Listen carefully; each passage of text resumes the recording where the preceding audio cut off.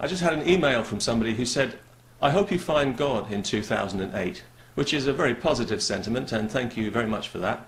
However, I hope you're wrong about it because, well, from what I've heard about God and the way he likes to do things, and particularly the kind of people that he tends to attract, well, all these things have combined to make me hope that he stays as far away from me as humanly or inhumanly possible. We are talking, of course, about the God of the desert, the God of death. And we know that all three desert dogmas are variations on the same death cult. And they all worship this same God of supposed love and benevolent mercy, which is presumably why they hate each other with such a violent passion. I don't know, you'd have to ask them that. Collectively, they're known as the children of Abraham because Abraham is the original patriarch to whom they all trace themselves back. In fact, without Abraham's influence, there's a chance that none of these dogmas would even exist today, which makes me wish there was some way that I could travel back in time and give him a severe talking to. You stupid idiot, I'd say. Couldn't you foresee what would happen? Some prophet you turned out to be. Abraham is the person who originally decided that there would only be one God from here on in. One size fits all, that was his message. And this would have had quite a devastating effect on the God community at the time. All the gods of the rivers and the mountains and the woods and so on, the local, small, specialized gods that had served people so well for generations, they would have suddenly found themselves squeezed out of the picture or forcibly amalgamated into one giant elemental conglomerate with centralized control and narrow moral code and righteous vengeance in its heart. Even to this day, it's a matter of some conjecture whether this was the right direction for the human race to take at that particular time. The debate goes on. Now, appropriately, given the religions that he spawned, Abraham was not particularly noted for his mental stability.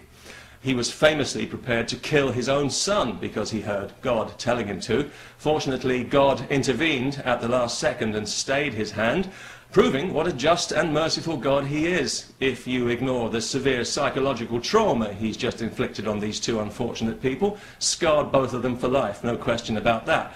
But that's pretty much par for the course, isn't it, for the Old Testament? Everyone ends up scarred, mentally, physically. Hardly anyone comes out of it in one piece. I mean, look at the treatment dished out to Adam and Eve, the very first people on the planet. They were punished for being true to their nature, the very nature that God endowed them with. He knew they were curious, he knew they had to be curious to survive, so he knew that they would eat that apple.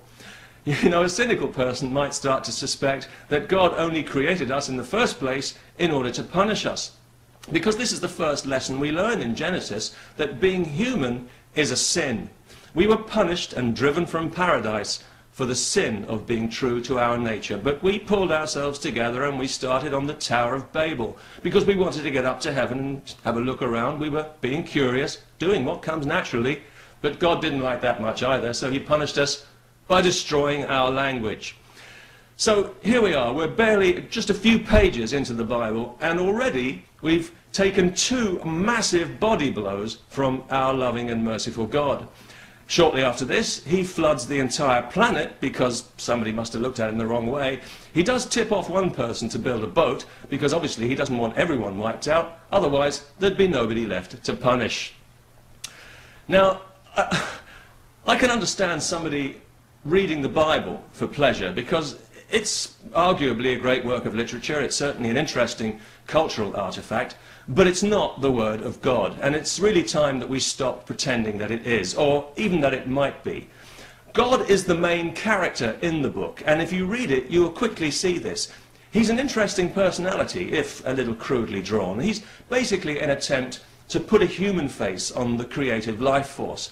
But unfortunately, we've saddled him with all our own petty prejudices and made him a bit too human for our own good.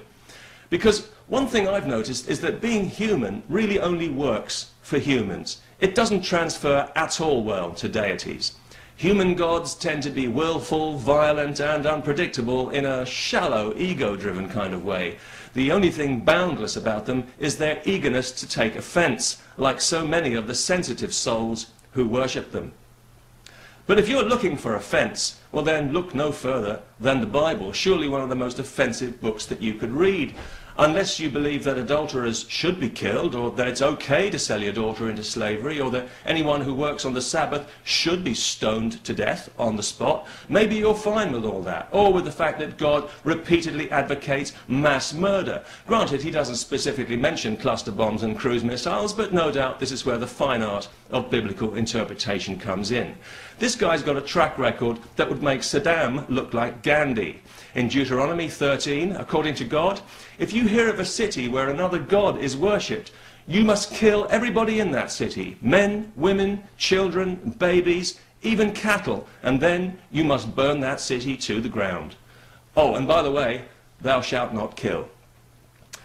So I hope you can see why it is that I have trouble embracing this God of the desert, this God of death that you seem to be so fond of, and I hope you can understand why it is that I want absolutely nothing to do with him, whether he exists or not. I simply don't share his values. I find them to be quite literally inhuman. So I really don't care what he's got to say about anything. And if he came clumping down from heaven right now in a big pair of hobnail boots, waving the book of Judges in my face, I'd simply tell him what I tell every other evangelizing prick I meet. No thanks, I'm not interested in your phony salvation. I prefer damnation. Now piss off, I've got some sinning to do. Peace, if that's not too blasphemous. Wouldn't want to hurt anybody's precious feelings.